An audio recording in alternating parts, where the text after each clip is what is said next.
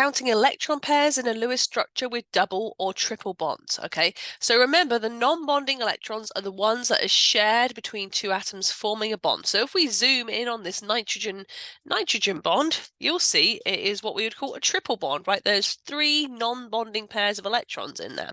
So the way I would represent this, if I was drawing the bonds in my Lewis structure, would be with 3 lines like that, showing that there is a triple bond.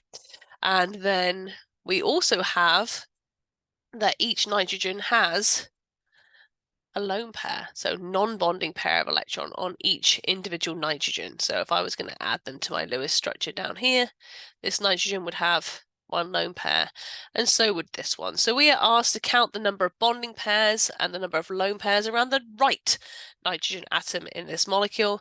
So the right nitrogen atom has 3 bonding pairs of electrons and 1 non-bonding pair of electrons.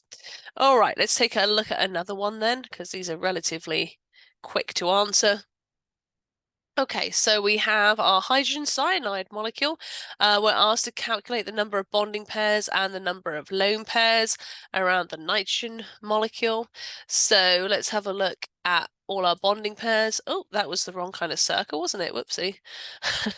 So this is a bonding pair connecting the carbon and the hydrogen, and there is a triple bond between the carbon and the nitrogen, and then there is just going to be 1 lone pair on the nitrogen. So again, you could represent this by writing HCN, and they would be joined up with a single bond between the hydrogen and the carbon, and a triple bond between the carbon and the nitrogen. Ooh, that's a little bit ugly, never mind.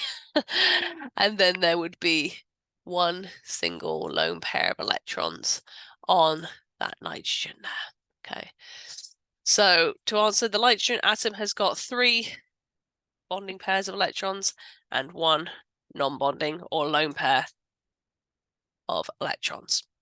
Okay.